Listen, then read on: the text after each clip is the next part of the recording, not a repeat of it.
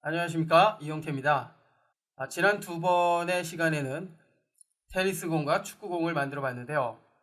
이번 시간에는 그 공들이 담길 바스켓을 만들어 보는 시간 갖도록 하겠습니다.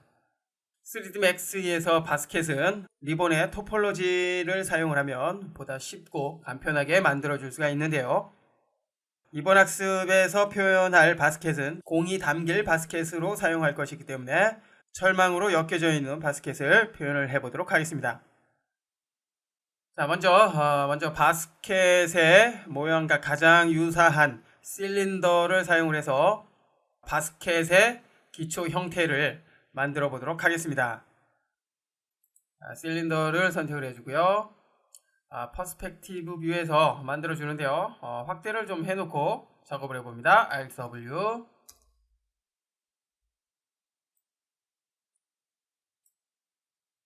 일단 기본 모양을 잡아주고요.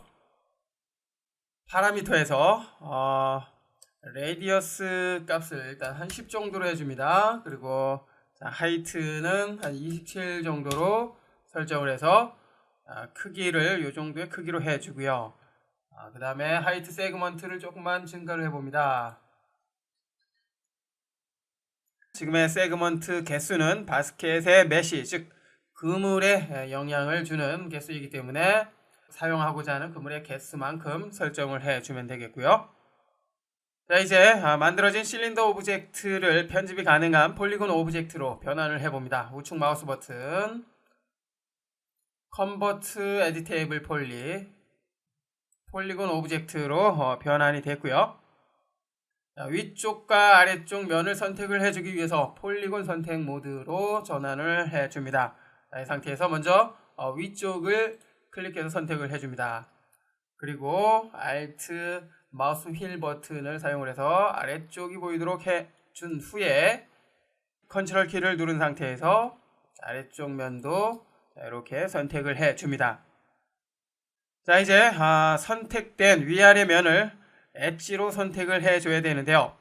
엣지로 선택을 해주기 위해서는 엣지 선택 모드에서 직접 선택을 해도 되겠지만 이번 같은 경우에는 이미 폴리곤 오브젝트로 선택이 되어 있기 때문에 쉽게 위아래 면의 엣지를 선택할 수 있습니다.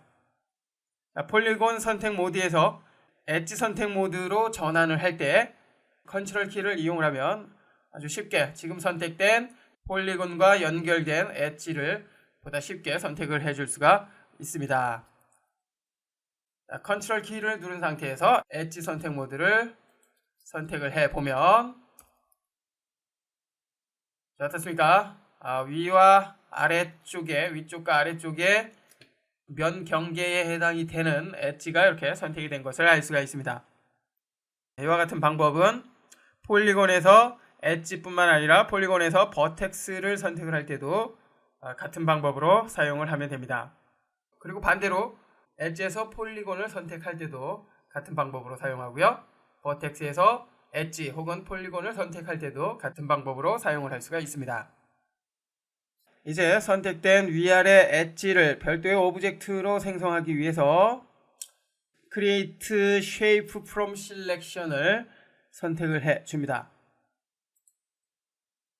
그러면 Create Shape 창이 나타나는데요. 자, 커브 네임의 이름을 바스켓 둘레라고 해주고요. 적용을 해줍니다. 오케이. 그러면 앞서 선택된 두 개의 엣지가 별도의 오브젝트로 생성이 됐습니다. 확인하기 위해서는 Select by Name을 열어보면 알 수가 있죠. 자, 여기에서는 방금 만들어진 바스켓 둘레를 사용할 것이기 때문에 바스켓 둘레 선택을 해주고요. 오케이. 자, 바스켓 둘레만 이렇게 선택이 된 것을 알 수가 있고요.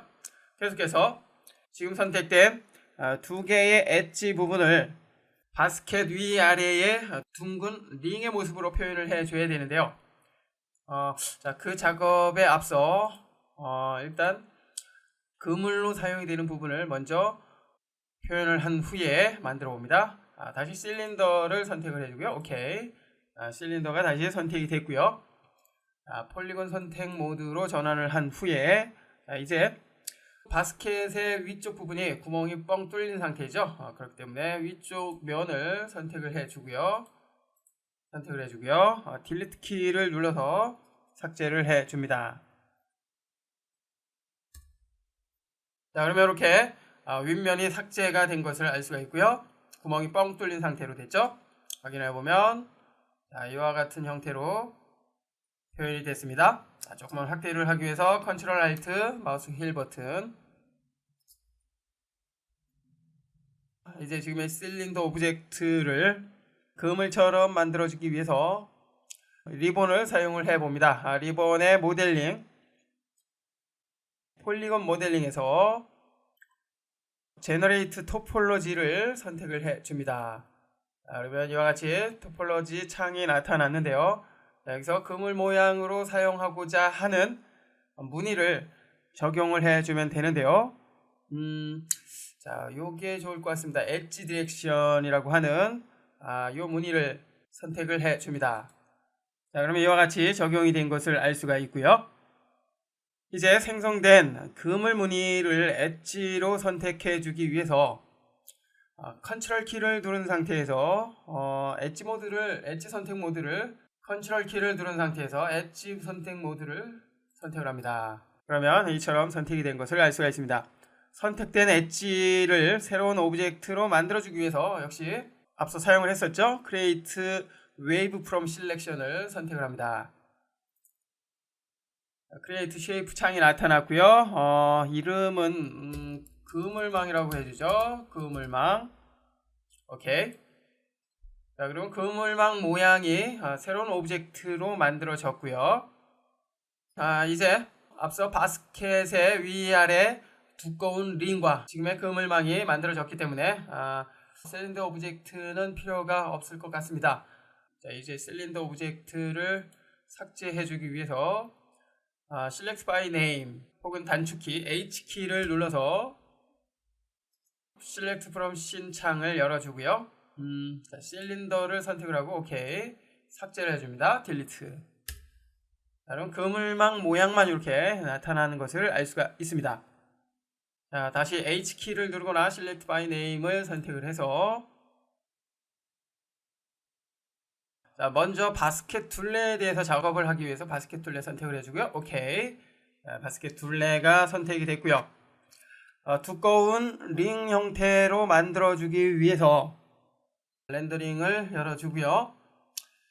Enable in Render와 Enable in Viewport를 체크를 해줍니다. 그러면 이처럼 링의 형태의 모습이 보여지게 됐고요.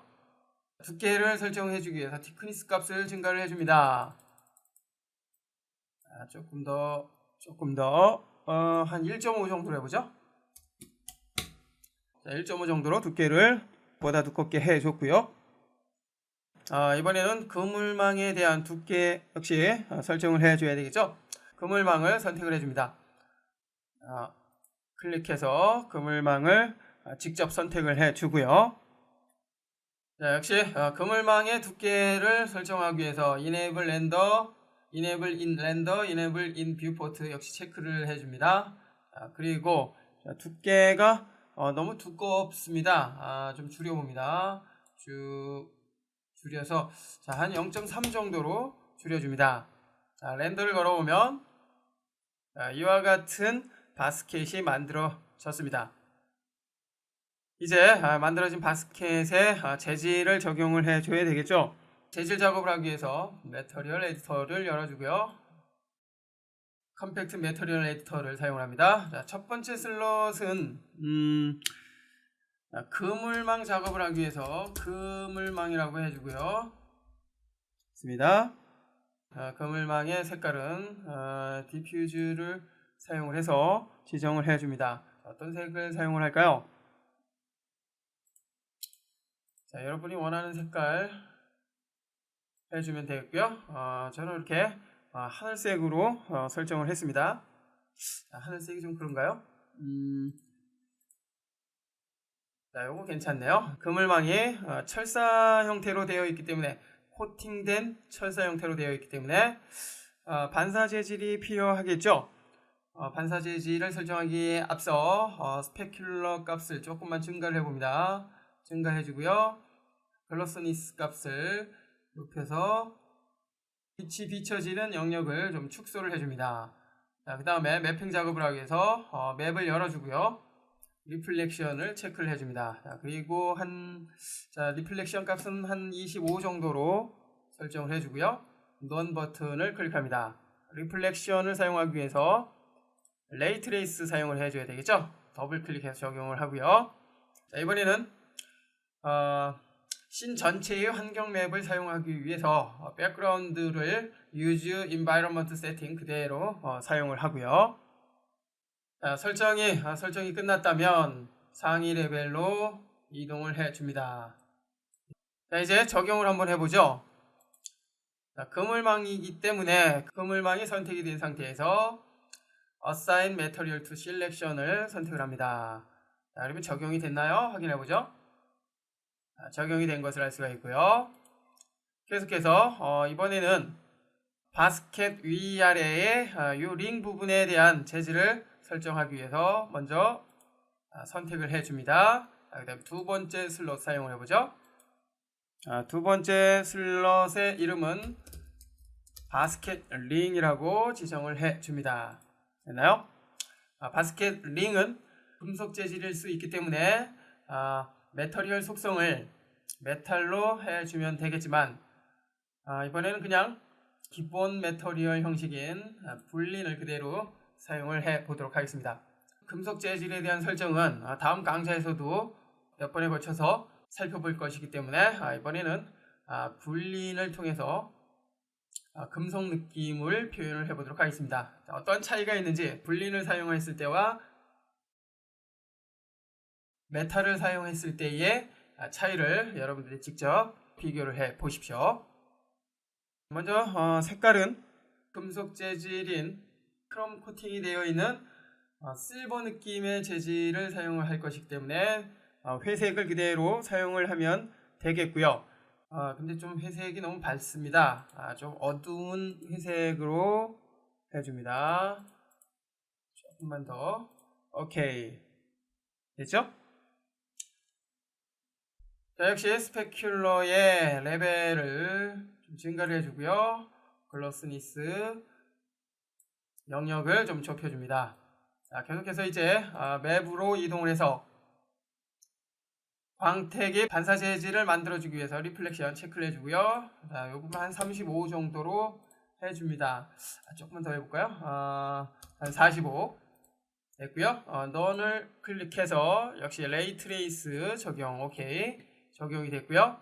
역시 이번에 사용할 환경 맵은 씬 전체에 사용할 것이기 때문에 백그라운드를 use environment setting으로 그대로 사용을 해주고요.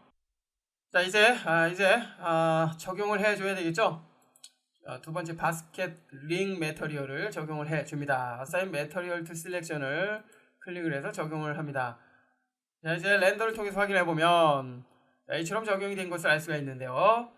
크롬 느낌이라기보다는 그냥 단순히 회색의 플라스틱 같은 느낌밖에는 들지가 않는데요. 그 이유는 현재 환경 맵이 적용이 되지 않았기 때문입니다. 환경 맵이 적용이 된 것과 그렇지 않은 것의 차이가 많기 때문에 이처럼 반사 재질을 사용할 경우에는 반드시 환경 맵을 사용하는 것이 좋습니다. 네, 설정이 끝났기 때문에 일단 매터리얼 에디터는 닫아주고요. 자, 여기서 한 가지의 작업이 더 필요할 것 같습니다. Alt 마우스 힐 버튼을 사용해서 이렇게 회전을 해보면 바스켓의 모양이 아래쪽과 위쪽이 너비가 똑같죠. 물론 뭐 이러한 바스켓도 있지만 대부분의 바스켓은 위로 갈수록 점점 좀 넓어지죠. 자, 그 모습을 표현을 한번 해봅니다. 모디파이어 리스트에서 테이퍼를 사용을 해봅니다. 적용이 됐고요. 테이퍼의 어마운트 값을 증가를 해보면 현재는 링 오브젝트가 선택이 된 상태이기 때문에 자, 위쪽 링 부분만 변화가 생기는군요. 자, 컨트롤 Z. 자, 테이퍼는 삭제를 해주고요. Remove Modifier 삭제를 해주고요. 자, 모든 오브젝트에 테이프 효과를 적용을 해주기 위해서 Select 오브젝트를 선택을 한 후에 컨트롤 A 키를 눌러서 모든 오브젝트를 선택을 합니다. 자, 이 상태에서 적용을 해보죠. 테이퍼 적용이 됐고요. 자, 어마운트 값을 증가를 해보면 테이퍼 효과가 링과 그물망에 모두 적용이 되는 것을 알 수가 있습니다. 자, 일단 이 정도까지만 해주고요. 커브를 사용을 해서 약간 휘어져 있는 그런 느낌 표현을 해봅니다. 자, 조금만 어마운트 값을 증가를 해봅니다. 자, 됐습니다. 자, 이 정도의 모양이면 자, 마음에 드는군요. 모양까지 완성이 됐기 때문에 이제 환경 맵을 통해서 보다 사실적이고 생동감 있게 표현을 해보도록 하겠습니다. 자, 이번 시간에는 씬 전체의 환경 맵을 사용할 것이기 때문에 렌더링에 Environment 선택을 해주고요. 백그라운드의 Environment 맵을 사용을 해줘야 되겠죠. 자, 위쪽으로 이동을 해서 비트맵을 더블 클릭합니다. 학습 자료 폴더에 있는 환경 맵을 적용을 해줘야 되는데요. 자, 이번에도 역시 야외 느낌이 들어야 되기 때문에 맵 소스 2번을 사용을 합니다. 자, 오픈해서 적용이 됐고요. 자, 렌더를 통해서 확인해 보죠. 렌더를 통해서 확인을 해 보니까 어떻습니까? 환경 맵이 적용이 됐기 때문에 이전보다 훨씬 사실적인 느낌으로 표현이 된 것을 알 수가 있습니다. 자, 그런데 자, 뒤쪽 배경을 보면은 현재 인바이러먼트를 통해서 적용된 환경 맵 소스가 배경에 이렇게 나타나죠. 즉 주변에 이와 같은 사물이 있다는 것을 의미합니다. 그러나 지금의 이 환경 맵으로 사용이 되는 이미지는 화면에 나타나기보다는 리플렉션에 의해서 비춰지는 그 모습으로만 사용을 해야 되기 때문에 배경에는 표현이 되지 않는 것이 좋습니다. 그렇게 하기 위해서는 뭔가 어떤 오브젝트를 통해서 배경이 보이지 않도록 해주는 것이 중요한데요. 자, 이전에 작업했던 소스들을 불러와서 마무리를 해보도록 하겠습니다. 애플리케이션 버튼, 자, 임포트, 머지를 통해서 이전에 작업했던 씬 파일을 불러오는데요. 이전에 테니스공을 사용을 했었죠. 이전에 테니스공을 만들었었죠. 그 테니스공 만들기 씬에서 사용이 됐던 테니스공과 바닥을 같이 불러오도록 하겠습니다. 자, 역시 학습 자료에 들어가 보면 씬이라고 있죠. 테니스공 만들기 씬을 선택을 해서 오픈 됐고요. 여기에서는 자, 다 불러와야 되겠네요. 조명까지. 자, 여기 테니스공을 위해서 사용이 됐던 박스, 그리고 조명 2개, 그리고 2개의 조명, 그리고 바닥에 사용이 됐던 플레인, 모든 오브젝트를 불러옵니다. 오케이. 적용이 됐고요. 조금 확대를 해주고 렌더를 걸어보면 자, 이와 같이 표현이 되는 것을 알 수가 있는데요. 현재 테니스공의 크기가 너무 큽니다. 테니스공의 크기를 줄여서 바스켓에 담아 보겠습니다. Select by Name 혹은 H키를 눌러서 Select from Scene을 열어주고요. 테니스공으로 사용되는 박스를 선택을 하고 OK 됐죠? 자, 크기를 줄여봅니다. 스케일 툴을 사용을 해서 쭉 크기를 줄여줍니다. 조금만 더. 그리고 위치 위쪽으로 이동을 해주고요. 조금만 더 줄여볼까요? 됐나요? 자, 이 정도면은 된 것 같습니다. 자, 위치를 이제 확인을 해 가면서 작업을 해봅니다. 자, 처음에 공은 여기다 갖다 놓고요. 자, Shift 키를 눌러서 복제를 해줍니다. Shift 키를 눌러서 복제를 해주고, 이번 공은 여기 몇 개를 카피를 해볼까요? 한 9개 정도 해봅니다. 9개. 오케이. 됐고요. 자, 하나하나 선택을 해가면서 위치를 잡아줍니다. 그리고 자, 하나는 여기다 놓고, 이거 하나는 요쯤에다가 놓고요. 자, 바스켓에서 벗어나지 않도록 하는 게 중요하죠. 자, 이번엔 여기다가 갖다 놓고 있나요? 그 다음에 이거는 중간 위쪽으로 해주고요. 그 다음에 이거는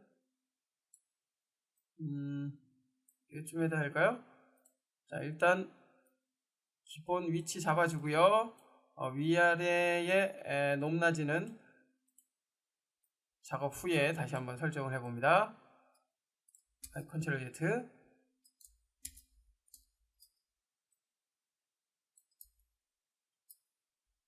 위로 좀 올려주고요. 됐습니다. 자, 요거 다시 위로 올려줘야 되겠죠? 자, 지금의 작업에서는 뷰포트를 회전하거나 확대 축소, 위치를 이동하는 이와 같은 작업을 단축키로 해주는 것이 효과적입니다. 자, 그렇기 때문에 단축키 자유자재로 사용할 수 있도록 자, 많은 훈련을 해 보십시오. 됐고요. 다시 갖다 놓고 자, 위쪽으로 올려서 됐나요? 됐고요. 자, 마지막 하나 남았네요. 해주고 위로